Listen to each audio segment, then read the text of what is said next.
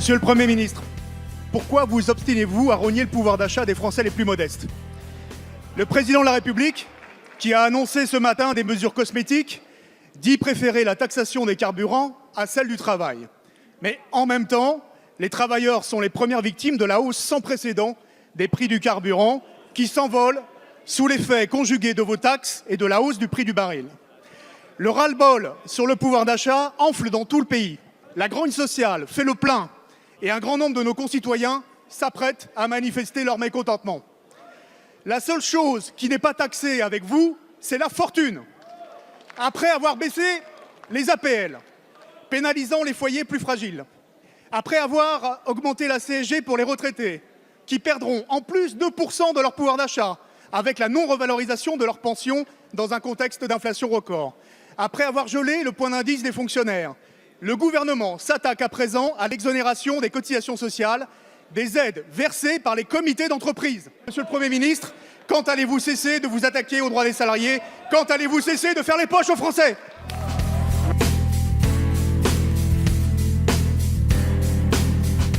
Madame la ministre, je voulais revenir sur les questions de pouvoir d'achat que vous avez abordées tout à l'heure. Vous avez évoqué 870 000 bénéficiaires des mesures de pouvoir d'achat pour les personnes en situation de handicap. Je participais ce week-end au comité départemental de la Loire de l'Association des paralysés de France en présence de son président national, Alain Rochon, que vous connaissez bien.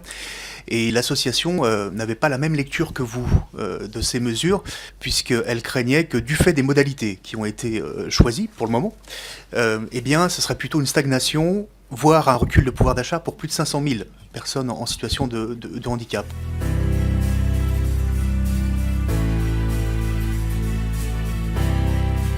Madame la ministre, en ce qui concerne le budget des anciens combattants 2018, tout d'abord un satisfecit, c'est la confirmation de la revalorisation du montant de la retraite du combattant qui sera portée à 750 € à la fin de l'année 2017. C'est une hausse de 11% en un an et c'est une mesure que nous avions votée l'an dernier. Un regret, c'est l'absence d'évolution substantielle de la valeur du point de PMI, vous venez de l'expliquer, du fait du gel du point d'indice de la fonction publique que votre gouvernement vient de décider. Autre regret, l'absence de revalorisation du budget de l'action sociale de l'ONAC-VG, alors que l'ONAC-VG doit prendre en compte de nouvelles missions comme l'accompagnement des victimes du terrorisme. On a étendu le bénéfice, la demi-part fiscale, pour ceux qui payent un impôt sur le revenu chez les anciens combattants de 75 à 74 ans. Mais aujourd'hui, les veuves dont le conjoint décède avant 74 ans ne peuvent pas bénéficier de cette demi-part fiscale et ça entraîne une inégalité majeure. Nous aimerions savoir, en termes d'études d'impact, combien de veuves ça concerne en France, quel est l'impact financier si jamais on appliquait ce qui était appliqué avant par les services fiscaux dans les départements, c'est-à-dire une relative mensuétude, une relative humanité dans le traitement des dossiers.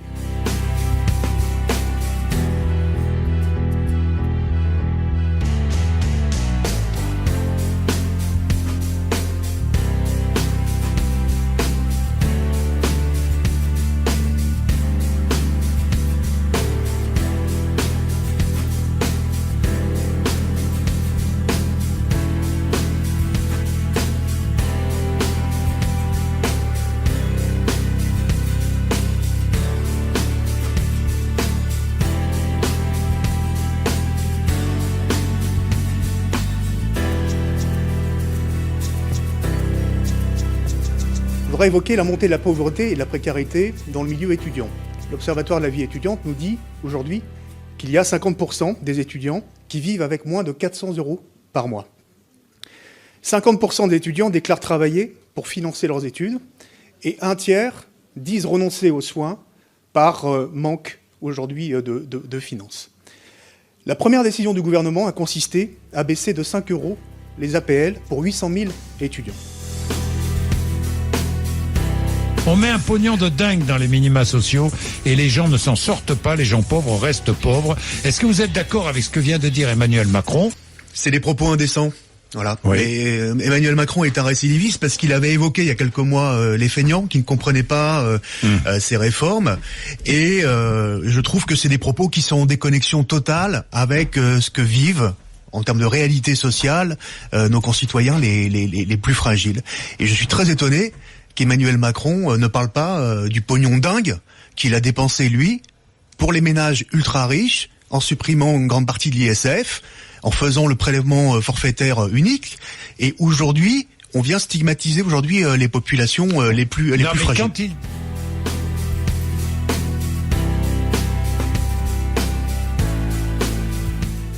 Régis Juanico, vous êtes député de la Loire, porte-parole du mouvement Génération. Que pensez-vous de cet appel d'Emmanuel Macron, cette tentative à retrouver une unité nationale? Pour le moment, le compte n'y est pas et c'est clairement insuffisant.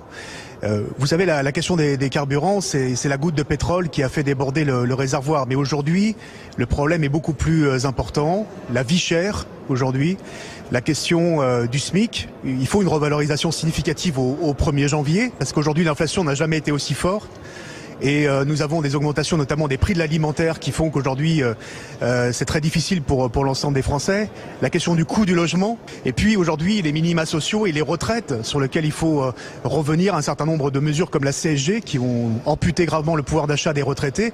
Tout comme, parce qu'on n'en parle jamais en ce moment, le pouvoir d'achat des fonctionnaires. Il faut dégeler le point d'indice des fonctionnaires. Aujourd'hui, ce sont les grands oubliés du quinquennat Macron en termes de pouvoir d'achat. Donc, aujourd'hui, tant qu'il n'y a pas de mesures fortes sur la question du pouvoir d'achat, dès le 1er janvier, effectivement, nous sommes, encore dans l'état d'esprit, notamment les groupes de gauche ici à l'Assemblée nationale, ce soir, de déposer une motion de censure.